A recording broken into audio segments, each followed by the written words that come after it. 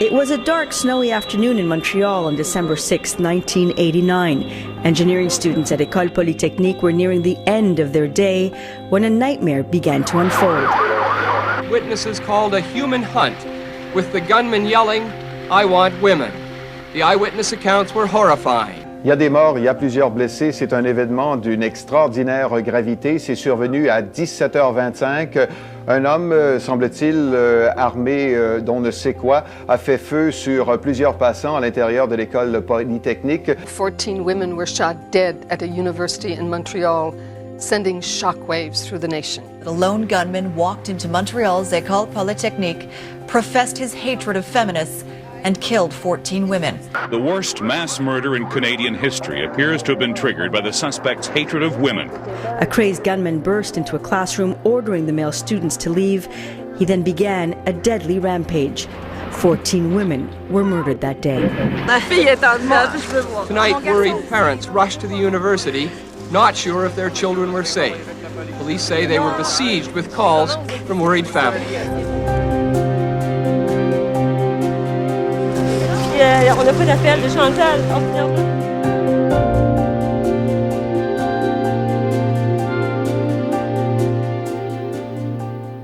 Hello and welcome.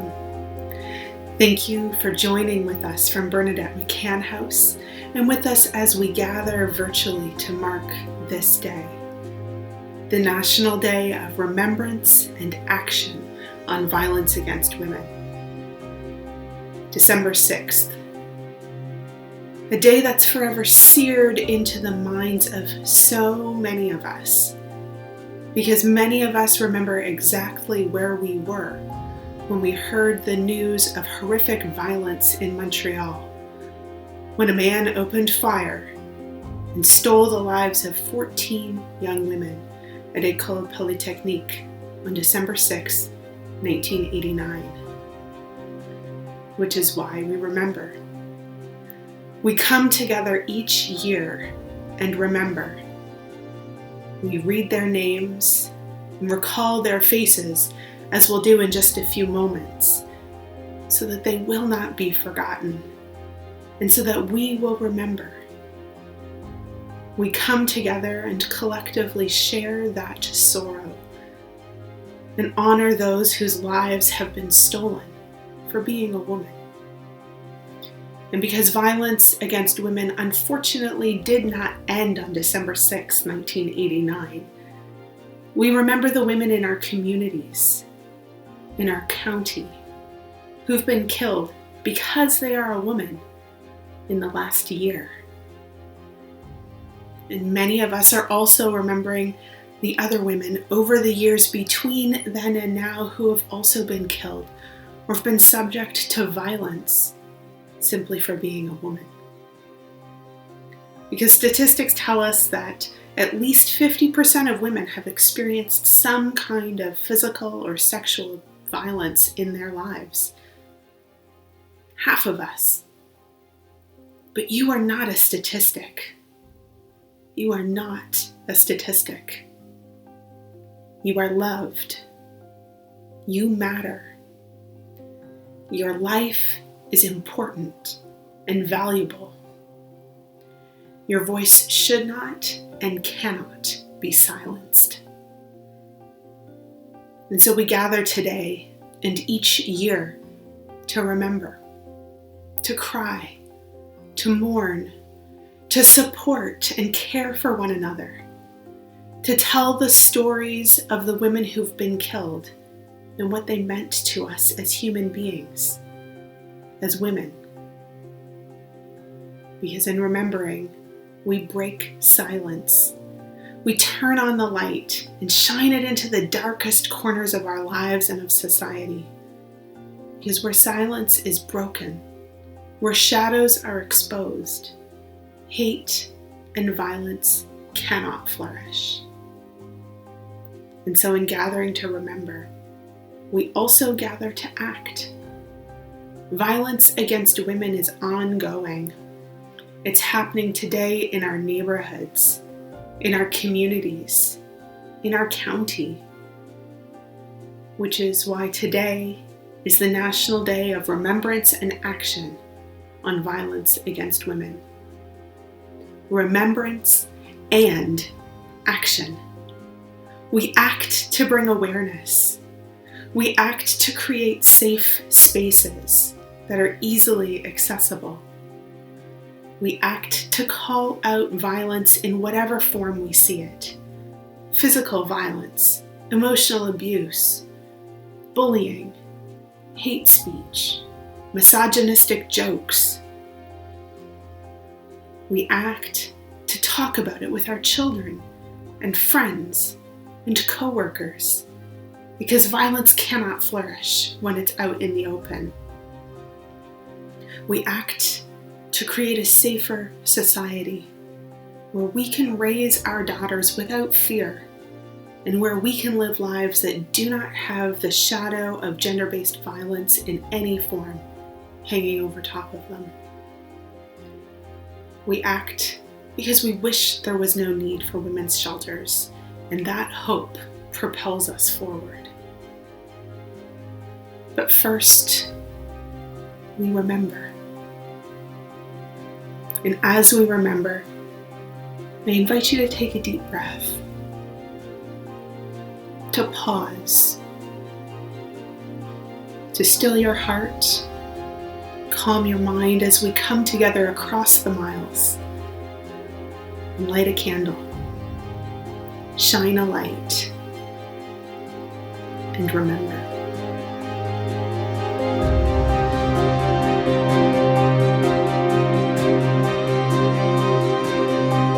Bonjour et bienvenue à notre veille virtuelle qui marque la journée de commémoration et d'action contre la violence faite aux femmes. Le 6 décembre 1989, un jour que l'on ne pourrait jamais oublier, un jour que l'on ne devrait jamais oublier, le jour où le Canada a dû faire face à la misogynie parmi nous. Le 6 décembre 1989, le massacre de Montréal, la tuerie à l'École Polytechnique. Ce jour-là a plusieurs noms dans l'histoire canadienne. Le nom le plus important, le jour où 14 de nos jeunes femmes ont perdu la vie. 14 femmes qui avaient chacune des rêves, des espoirs, des buts. 14 femmes qui étaient membres d'une famille, membres d'une communauté. 14 hommes éteintes, tuées, tout simplement parce qu'elles étaient femmes. Le 6 décembre est devenu la journée de commémoration de ces femmes. Une journée de solidarité avec leur famille, avec leur communauté. Une journée où l'on s'arrête pour penser à ce qui est arrivé, à ce qui n'aurait jamais dû arriver. Une journée pour rendre honneur à ces femmes et à leurs proches. Et on sent de l'amour. On sent de l'amour pour ces femmes et pour leurs familles. On sent de l'amour pour les femmes près de nous, ainsi que pour les femmes loin de nous et pour nous autres. Quand on aime, on prend soin de nos personnes chères. Quand on prend soin, on guette, on protège. Le 6 décembre est aussi un jour où nous renouvelons notre lutte contre la violence faite aux femmes, de protéger, de prendre soin des femmes dans le monde, au Canada, dans nos communautés, chez nous. D'ici et le 6 décembre l'an prochain, exprimons-nous sur la violence dans nos communautés. Aidons les personnes qui ont un comportement violent à obtenir de l'aide. Élevons nos enfants de sorte qu'ils apprennent à résoudre les conflits sans violence. Assurons-nous que notre domicile, notre lieu de travail et notre communauté sont dépourvus de risques pour les femmes et les filles. Exprimons-nous contre les images médiatiques portant atteinte aux femmes et aux filles. Faisons la promotion de l'égalité économique et politique des femmes. Soutenons les organisations qui ouvrent pour mettre un terme à la violence faite aux femmes. Faisons don de notre temps et soutenons la cause. Souvenons-nous. Souvenons-nous. Souvenons-nous du 6 décembre 1989. Souvenons-nous des 14 victimes du massacre à Montréal. Souvenons-nous de l'amour pour elles, pour les autres, pour soi.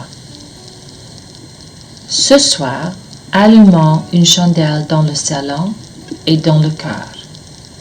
Allumons la chandelle pour elles, les victimes de la tuerie à l'École Polytechnique de Montréal, et pour toutes les elles qui souffrent de la misogynie. Merci.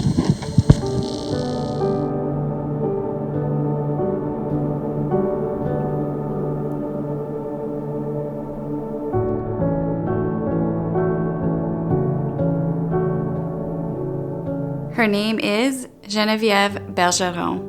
Geneviève, 21, was a second-year scholarship student in mechanical engineering. She was a music lover who played the clarinet and sang in a professional choir. She considered studying music in university, but instead chose engineering. The engineering classes at Polytechnique were demanding, and Bergeron had hard work to do, but she never regretted her decision.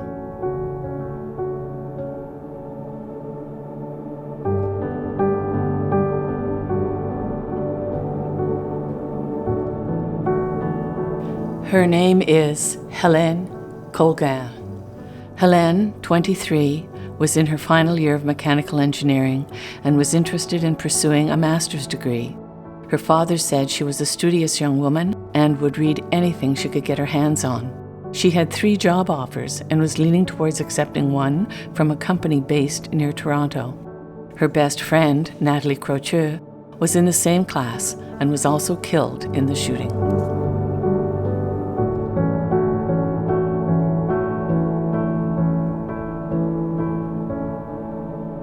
Her name is Natalie Croteau. Natalie, 23, was a mechanical engineering student, 3 months shy of earning her degree. A resident of the South Shore suburb of Brossard, Couture had one younger sister. She was planning to take a 2-week vacation in Cancun, Mexico, with her best friend, Hélène Colgan, at the end of the month.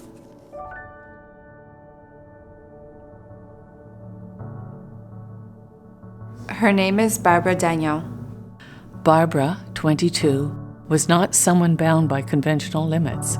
She had just 1 term to go before graduating as an engineer. She was already thinking about her career prospects. While attending Ecole Polytechnique, Dagnon worked as a teaching assistant for her father, Pierre-Alain Dagnon, a mechanical engineering professor at the University of Quebec in Montreal.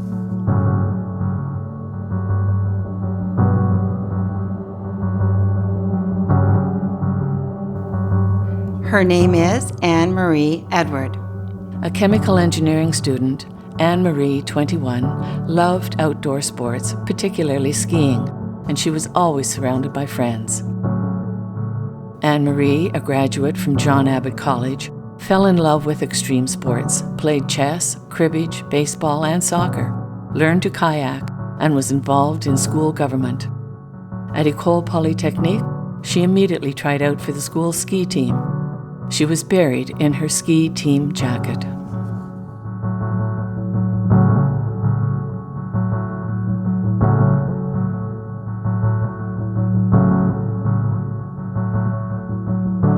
Her name is Maud Havernick. She had earned a degree in environmental design from the University of Quebec in Montreal, but dreamed of becoming an engineer and decided to return to university. One of 3 Havernack sisters, Maud had an energetic personality. She was giving a presentation to her class when she was killed.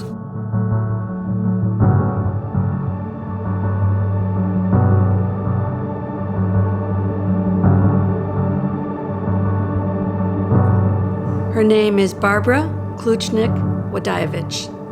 Barbara, 31, was a first-year nursing student. She was the oldest of the 14 victims.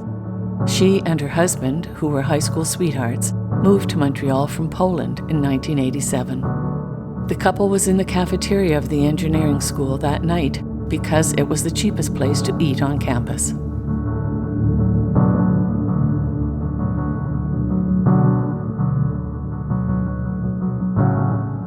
Her name is Maryse Lagagnère. Maryse, 25, was the only woman killed who wasn't a student at the school. She worked in the engineering school's finance department and was married to the love of her life just 3 months before her death.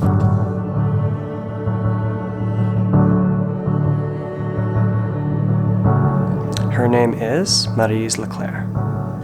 Maryse, 23, was a fourth-year materials engineering student and one of the top students in the school. She was a year from graduation. She was the first victim whose name was made public. Her father, Montreal Police Lieutenant Pierre Leclerc, was at the scene that night. He was the service's director of public relations and promised to go in and report back to the media, unaware that his daughter was among the victims. He found her lying next to the gunman. He immediately recognized her sweater, which she had worn to Sunday dinner the week before.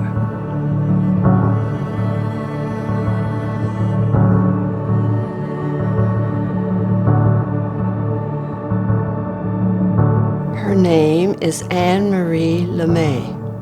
Anne-Marie was 22 years old, a fourth-year mechanical engineering student, the elder of the two Lemay sisters from a Montreal suburb.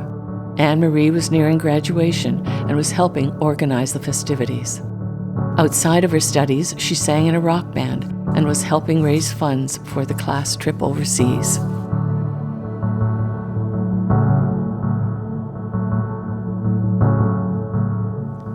Her name is Sonia Pelletier.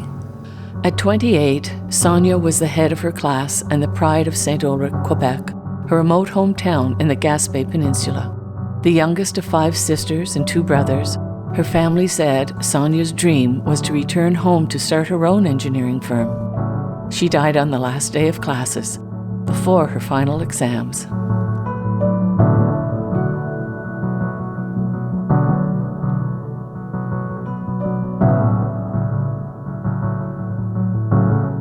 Her name is Michelle Richard. Known as Mimi by her family, Michelle, 21, was a second-year metallurgical engineering student. She was the oldest of 2 children raised by a single mother, who described Michelle as her best friend and confidant. She was a strong student who, her mother said, was adored by everyone. She was giving a presentation to her class with classmate Maud Havernick when they both were killed. Her name is Annie St. Arnaud. Annie, 23, was a mechanical engineering student from Le Tuc, Quebec. The youngest of 3 and the first girl, Annie was a bright child who had a keen interest in ecology.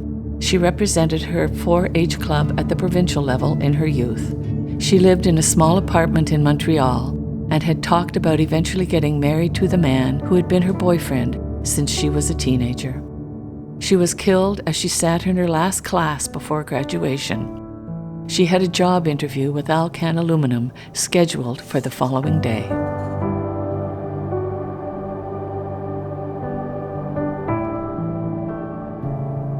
Her name is Annie Turcotte. Granby, Quebec native Annie, 20, was in her first year of university and lived with her older brother in a small apartment near the university. The youngest of 3, she was a gifted student and was awarded a scholarship for women in science after she finished college. She was described as a gentle and athletic young woman who was as comfortable taking apart cars as she was baking with her mother. She went into metallurgical engineering with dreams of improving the environment.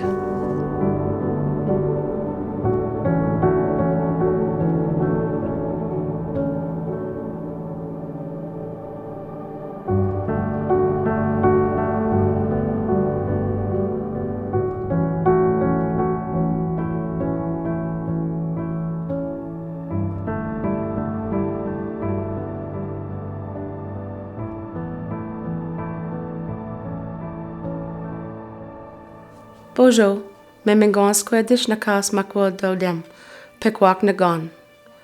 My name is Chantal Chadwick, And I'm here today to honor our missing and murdered Indigenous sisters. Our red dress symbolizes all that have passed and that are murdered and missing. Today we pray and we honor everybody that has passed. From our east to our west, from our north to our south, we come together to honor each and every one that has been through trauma, that has been through abuse, and that has come through and is walking. Today we honor the ones that have not made it through, that are missing, murdered, and our Indigenous sisters, as well as our brothers and sisters of the world. Chimiigwech. To date, there are no numbers to show how many missing and murdered Indigenous people there are. The red dress comes in many different colors, many different sizes, so that it fits many different women that have gone missing, that have been murdered, and that have carried on to the spirit world. We know that it is important to keep this message on and allow our future generations to know that we have been walking this path and we will continue to walk and be strong for our murdered and missing Indigenous women. Miigwech.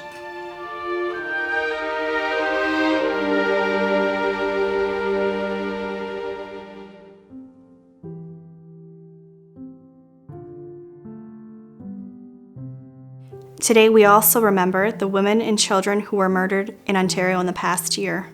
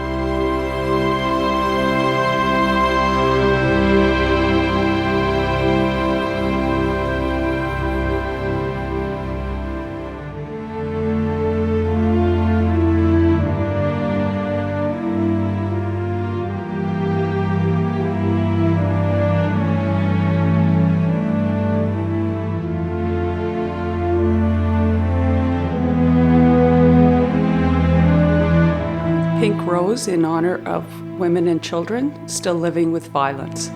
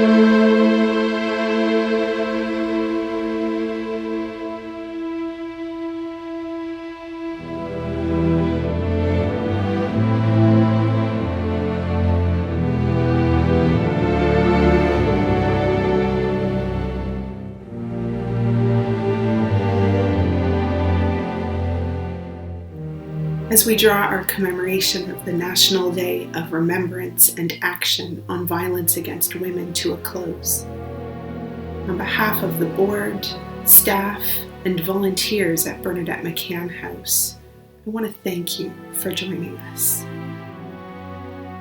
Thank you for your support of the work that we do to end abuse. Thank you for remembering and acting to create a safer community for everyone.